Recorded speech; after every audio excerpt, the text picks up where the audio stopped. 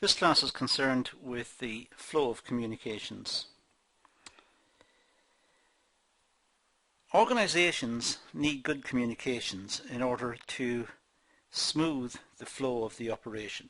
They need to have good communications in place to enable them to be efficient and to ensure that there is continuity in production and that there is understanding right throughout the organization of the aims and objectives of the organization and of the day-to-day requirements of each of the functional areas.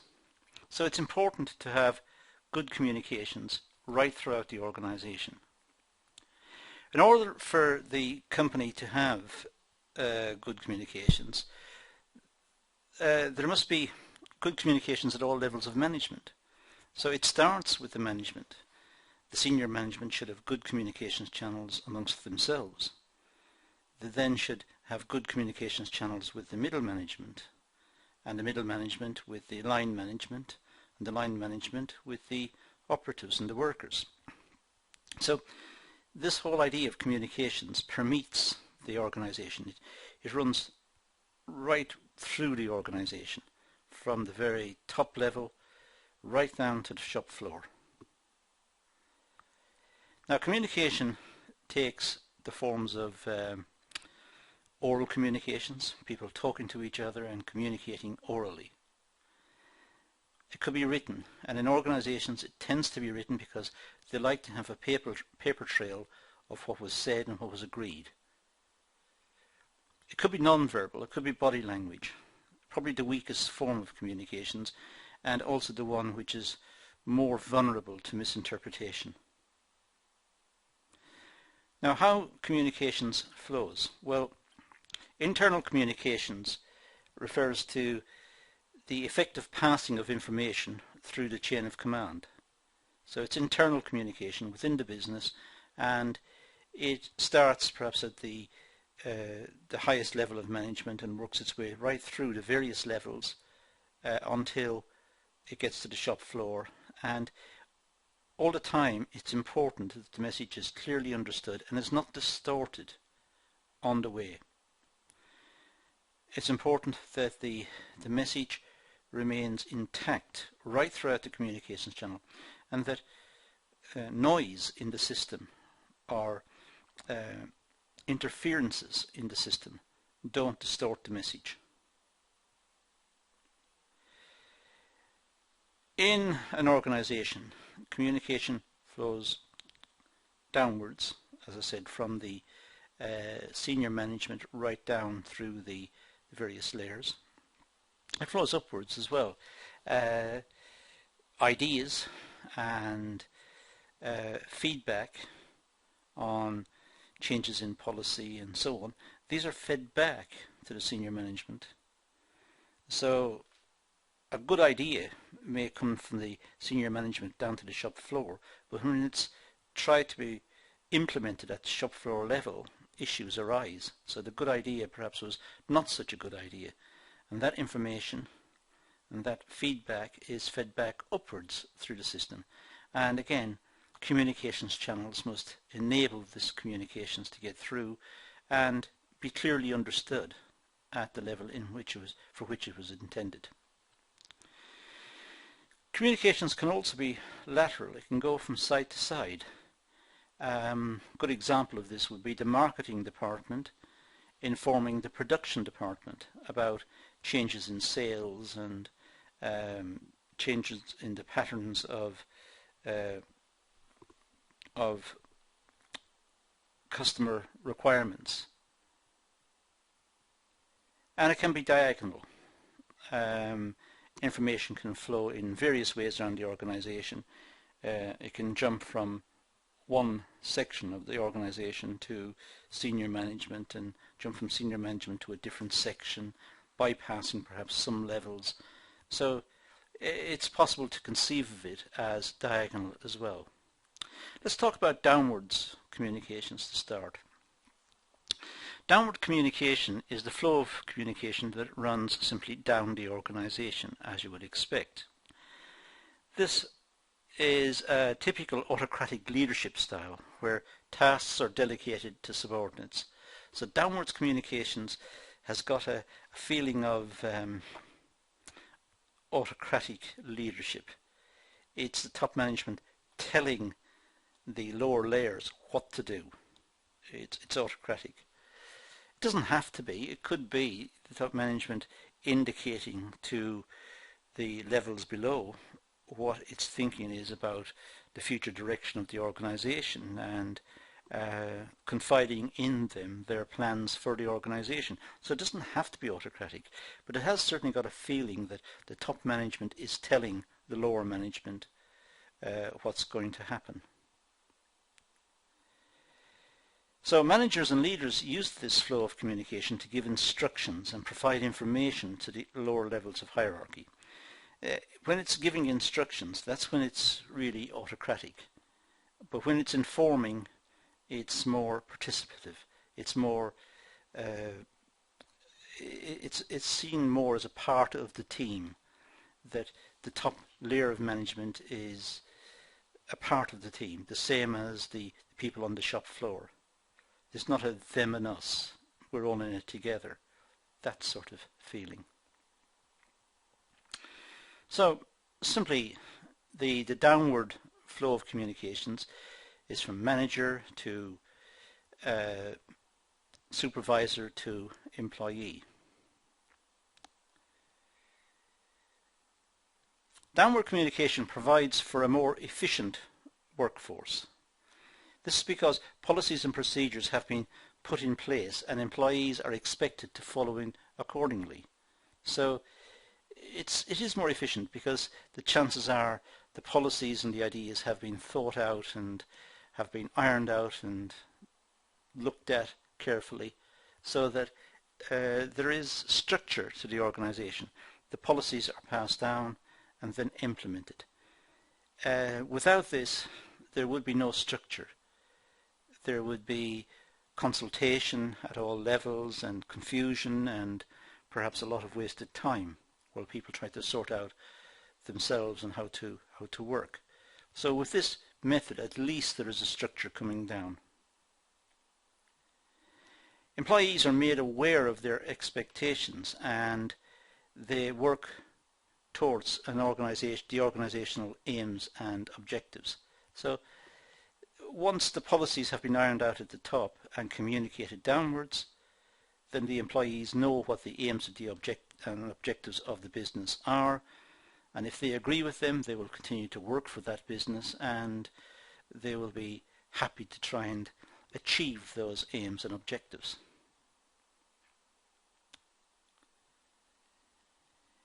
Downward communication is effective for communicating instructions to employees.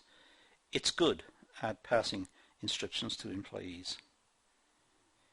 It's also good in providing feedback to employees about changes and about discussions that have been taking place regarding some issue in the business, perhaps some reorganization. So feedback to the people affected. It informs the employees on progress towards targets and organizational objectives. It keeps them informed, and that's the bit where it is not seen as so autocratic. It's more participative. The management is informing the employees that they're hitting the targets or they're not hitting the targets, or what's going right, what's going wrong. It's communications about the business. Now, upward communications. Well, upward communication is when information is sent to higher levels. Communication starts at the lower levels, for example the employees, and works up to the management. So it starts at the shop floor perhaps and works its way through the various layers of management up to perhaps the very highest level. It provides a form of feedback on employer and employee progress. It lets the management know what the employees are thinking, what their ideas are, and sometimes the employees can see things differently and come up with good innovative ideas. So there's a mechanism here to channel those ideas up to the senior management. Employees, for their part, they feel valued because their views and opinions are being considered. So it's good for motivation. So upward communications is a good idea. It makes the employees at all levels feel valued because they know that their suggestions and their ideas at least can go higher for consideration. It may turn out that the ideas were not so good and be rejected, but some may be worth implementing, and the employees value the fact that they have this facility. So the upward communication is from the employee to the supervisor to the manager. Upward communication ensures a committed workforce because employees have the opportunity to discuss feedback and give ideas to help the organization progress. So the workers can give their opinions, and their opinions will go up through the various layers of management and be considered. And the workers feel that they are valued as a part of the organization because they have this facility. The employees can also raise concerns and disagreements and grievances indeed. They can talk about what's going right and what's going wrong, and they can indicate ways in which problems can be sidestepped. Management have a close-knit relationship with employees. This allows for better understanding of employee attitudes to work.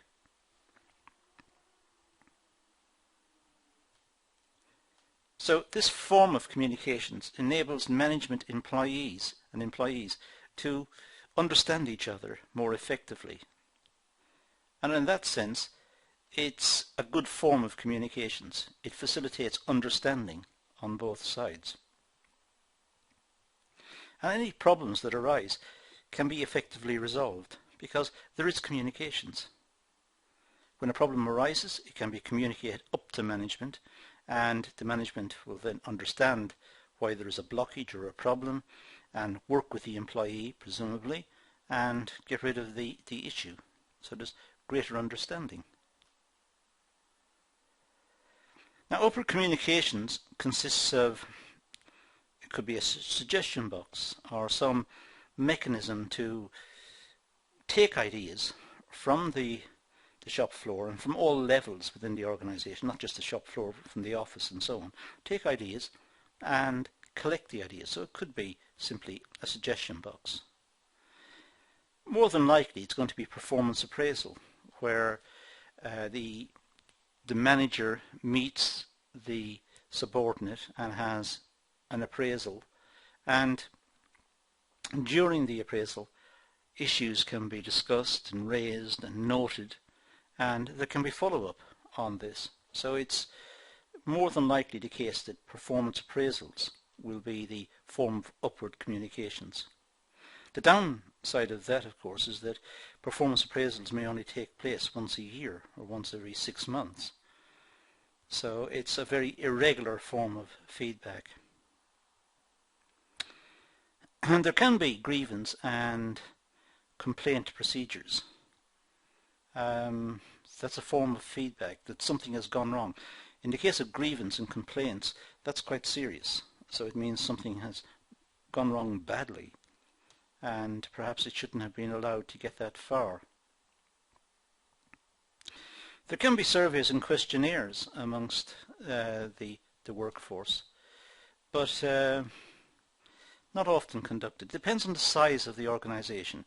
In very large organizations it may be conceivable. In smaller organizations, not widely used. But group meetings and conferences and discussions, these are used. It could be even quality circles, where a group of people from the shop floor are invited to attend a meeting perhaps once a week and just sit around. They're being paid. It's during paid work hours. So they're invited to sit around and discuss any issues they want to and chat about any issues. And someone is there to record the issues and to record the ideas that the people involved in the quality circle have come up with to solve it. So it's a way of getting feedback. A lot of the discussions in the quality circle may be irrelevant and may not go anywhere, but they're worth having because once in a while some good ideas will come up and will be discussed. And as I said, performance reviews as opposed to performance appraisals. A performance review is having had the appraisal to meet with the person who had the performance appraisal, meet them perhaps after a few months and ask for their opinions about what changes has taken place and were the changes that were implemented in line with what they had in mind, and could the changes be further improved. So there is a follow-up, looking at the performance and reviewing the performance and reviewing the issues that perhaps were discussed during the appraisal. Now, lateral communications. Well, lateral communications is the flow of communications between departments at the same level. As I said earlier, it could be a flow from marketing to production. Marketing informing production that there's going to be significant orders in the near future, so the production department need to order in extra raw material and generally prepare itself for perhaps a big order in the future. Now that's lateral. It's going from one department to the other. Management or managers from different functional departments liaise with each other. For example, finance manager, the HR manager, and marketing manager, they talk to each other and understand what's happening at the different functional levels and try to improve communications at those levels and between those levels. Employers from the same levels must communicate with each other to discuss company policy, current progress, areas for improvement, and discussion on future planning. So the employers, the people who are seen as the employers, the managers, but will be seen as representing the business, they were in a sense identified sometimes as the employers who are running the separate departments, the managers who are running the separate departments, but they could be seen almost in the capacity of employers.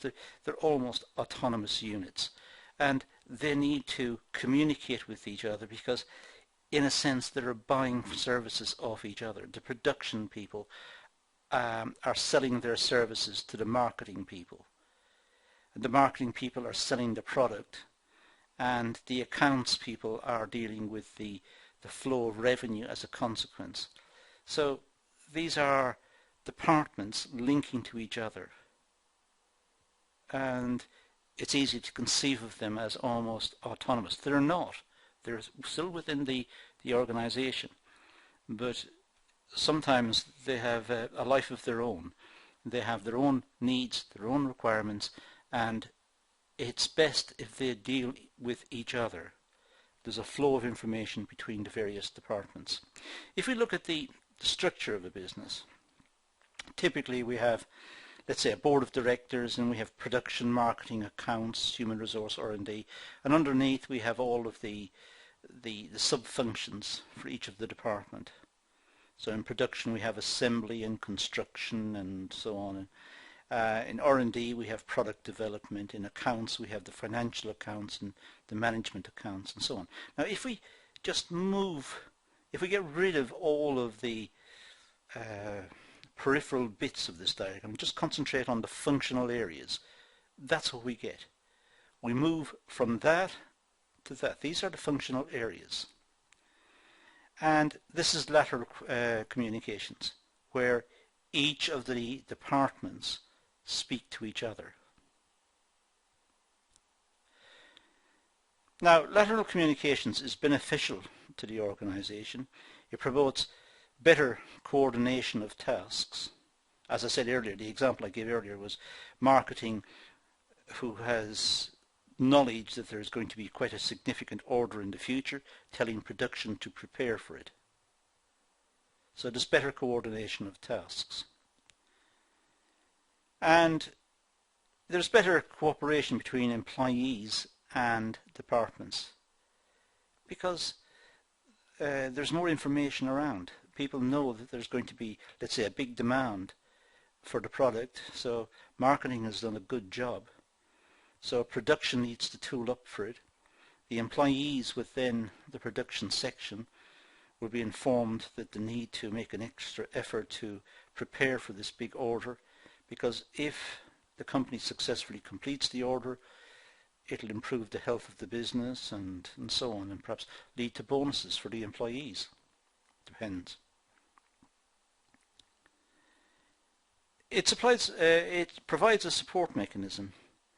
The various departments, if they understand each other and talk to each other, they can empathize with each other. They can see what issues there are. And perhaps in the budgetary process that the company goes through, if production subsequently says, well, we'd like to have met that order, but we simply don't have enough machines, then that could be supported by marketing. The marketing department understand the issue and would support production. So there's a greater support mechanism. Each of the departments will understand each other better because they are communicating. And decision making, it's easier because there's more information sharing. More information sharing means that it's better to make decisions. Everyone has roughly the same ideas and the same information, so they're able to communicate with each other and share ideas. Diagonal communication. Diagonal communication takes place when employees from different levels of the hierarchy liaise with each other. For example, a manager at a craft store communicates with a general assistant. So here there's a little jumping around involved here. The manager from one section deals with someone not necessarily at managerial level within a different section. So it's not breaking protocol. Perhaps these channels of communications have been opened and approved, but there's a different channel of communication which is moving from perhaps one department to a different department, but moving at different levels as well. It allows communications to flow from different departments and different levels. So it's a more refined way of passing information. A manager in one department doesn't necessarily deal with the manager in a different department, deals with somebody within that department who does a particular task. This form of communication ensures that there is better decision making and individuals have an opportunity to discuss their ideas and concerns. So it's a different form of communications, in the sense of communications channels, I should say, in the sense that it's jumping departments and it's jumping levels. So an employee, for example, may talk to a duty manager, and the employee may also talk to the manager. So we have different circles going on here. The duty manager will talk to the supervisor, who talks to the employee. The employee may talk to the duty manager and to the manager. It depends on the channels that have been opened, the channels of communication that are open, which perform particular functions. So it's for the organization to determine what channels of communications are required. An effective organization is one that can use a range of communications to interact with all employees, departments, managers, customers and suppliers. So good communications is required right throughout the organization. to keep all parts of the organization informed. Organizations are not limited to the type of communication flow they use. They must use all four to ensure smooth running of operations. By all four I mean top down, bottom up, lateral and diagonal. So organizations use all types of these four forms of communications to try and ensure accurate information flows throughout the organization, it runs smoothly, and it improves the efficiency of the organization. There's a range of channels, communications channels, that may be used. Emails, sending letters, meetings, conferences, notice boards, discussion boards, news groups, conversations, team briefing, newsletters, not new letters, but all sorts of communications channels that may be used to provide information. But the way the information flows could be laterally, from the bottom to the top, from the top to the bottom, or it could be diagonally, from one department to a different level in a different department. That's all I'm going to talk about the flow of communications. An important topic because it improves the efficiency of the business. It leads to greater coordination within the business, greater cohesion. The business is stuck together better and better managed because there are good communications channels. So it's an important topic, and it's important to understand the four types of communications that can take place. That's all I'm going to do in this session, so I'm going to leave it at that and say thank you for watching.